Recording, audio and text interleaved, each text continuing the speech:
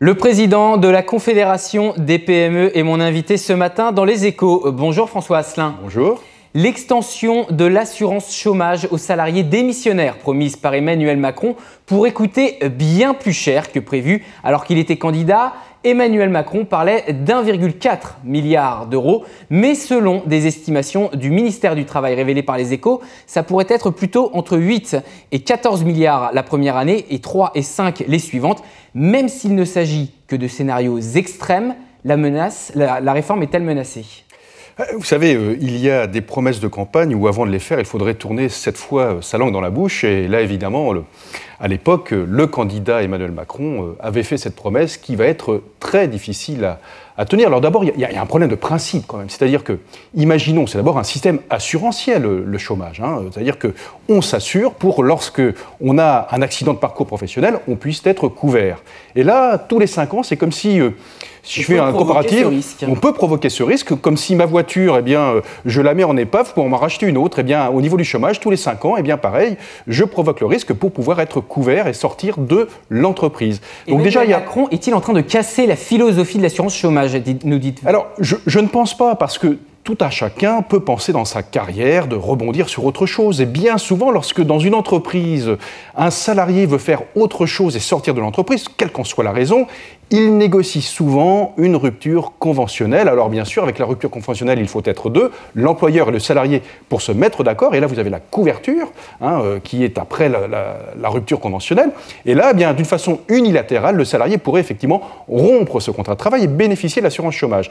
Reste à savoir comment effectivement financer tout ça. Quand on pense que l'assurance chômage est un système qui est fortement déficitaire, c'est environ 3 milliards d'euros qui tous les ans viennent alourdir la dette de 40 milliards d'euros de l'assurance chômage, de l'Unédic. Donc il va falloir évidemment trouver l'équation, comment tout cela peut fonctionner. Vous parliez effectivement des ruptures conventionnelles, en précisant bien qu'il fallait effectivement être deux, mais la volonté justement d'Emmanuel Macron avec cette assurance chômage ouverte aux salariés démissionnaires, c'est ce qu'il appelle fluidifier le marché du travail. Il dit que l'assurance chômage a été conçue à une autre époque et qu'aujourd'hui, il faut de la fluidité sur ce marché du travail. Comprenez-vous ce besoin de fluidité et l'approuvez-vous ? Pourquoi pas ? Maintenant, vous avez le principe de réalité. C'est-à-dire qu'on peut toujours faire rêver les gens de, effectivement, choisir leur parcours professionnel. Mais il y a un moment ou un autre, il faut prendre sa responsabilité le jour où on veut soi-même changer son parcours professionnel. Si sa responsabilité doit être supportée par la collectivité et la collectivité n'a pas les moyens de le supporter, se pose quand même un problème entre, qu'est-ce qui est le plus important, l'intérêt collectif ou l'intérêt individuel. Là, il va falloir trouver les moyens financiers de financer une telle promesse de campagne. C'est pas simple. Alors, ce n'est pas simple sur le financement. Vous dites justement, une des pistes qui pourrait être envisagée par le gouvernement, ce serait que les salariés démissionnaires toucheraient des allocations chômage inférieures à ceux qui ont perdu leur emploi contre leur volonté. Est-ce que c'est une piste crédible selon vous ? Vous savez, une fois qu'on a fait cette promesse et qu'on se rend compte que ça risque de coûter très cher, vous avez deux solutions. Soit vous serrez le filtre pour pouvoir accéder à cette couverture, c'est-à-dire que lorsque vous voudrez quitter l'entreprise au bout de 5 ans, on mettra en face certainement des conditions extrêmement draconiennes pour pouvoir accéder à cette couverture. Et puis l'autre moyen, c'est que la couverture soit, entre guillemets, pas très élevée pour pouvoir la financer tout simplement. Donc là encore, il ne va pas falloir se mentir les uns les autres. Allez François Asselin, on enchaîne puisque l'actualité sociale est forte pour cette rentrée. Après la réforme du Code du travail, l'autre grand chantier social, c'est celui de la formation professionnelle. Alors que les entreprises ont eu ce qu'elles voulaient, pour faire simple, pour résumer dans les grandes lignes, sur le travail, vont-elles devoir faire des efforts en ce qui concerne les compétences ? Alors d'abord, on n'a pas eu ce qu'on voulait, c'est-à-dire que sur le champ social, il fallait simplement... On oublie toujours d'où nous sommes partis, nous sommes arrivés. C'est-à-dire qu'au fil des ans, tout ce qui est dialogue social, c'est extrêmement complexifié. Donc là, on a enfin un peu de simplification dans un domaine où c'était extrêmement complexe, voire l'évolution s'est judiciarisée du dialogue social, parfois financiarisé. On retrouve un juste équilibre.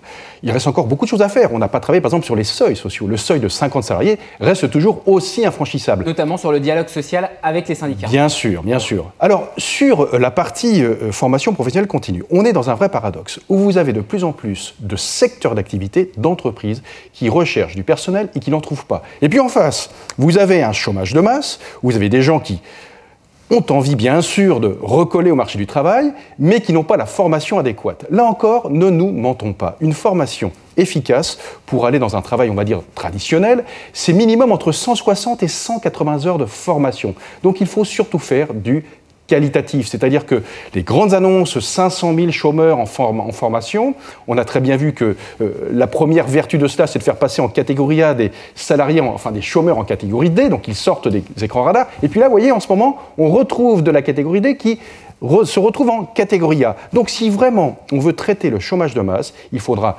beaucoup de temps, une démarche extrêmement qualitative et surtout une mutualisation des moyens. Pourquoi ? Parce que ce sont dans les PME et les TPE que les besoins de formation sont extrêmement importants. Un exemple, vous savez que de plus en plus l'économie est impactée par tout ce qui est numérique, la transformation numérique des entreprises.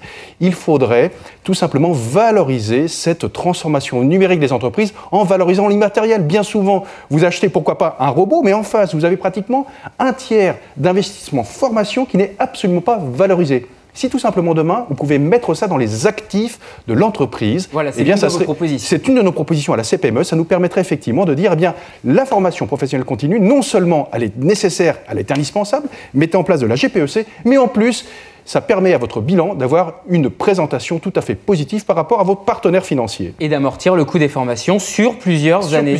De vos volontés. Si l'on revient sur les moyens déployés par le gouvernement pour ce plan formation, il évoque 15 milliards d'euros sur le quinquennat. C'est à la hauteur des besoins ? Oui, c'est à la hauteur, mais là encore, vous savez, il ne faut pas, entre guillemets, arroser sur le sable. C'est-à-dire que ces 15 milliards d'euros seront efficaces si vraiment autour de la table, eh bien, on met toutes les personnes concernées.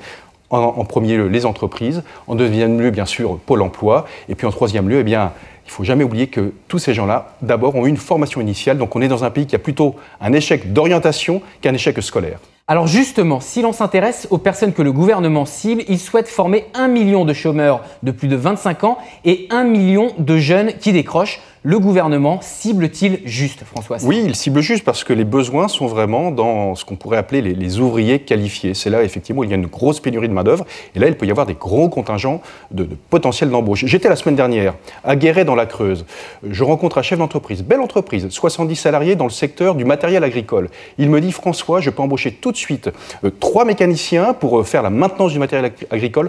Je ne les trouve pas. Alors, bien sûr, il fait de l'alternance, il fait de l'apprentissage, mais il faudra beaucoup de temps pour en faire, entre guillemets, des ouvriers qualifiés. Et là, son besoin est immédiat. Donc, il y a plein de secteurs, que ce soit dans l'industrie, dans la maintenance, dans la construction, dans les services, où là, effectivement, il y a des besoins réels de recrutement. Merci François Asselin d'avoir été avec nous ce matin dans Les Échos. Je rappelle, président de la Confédération des PME.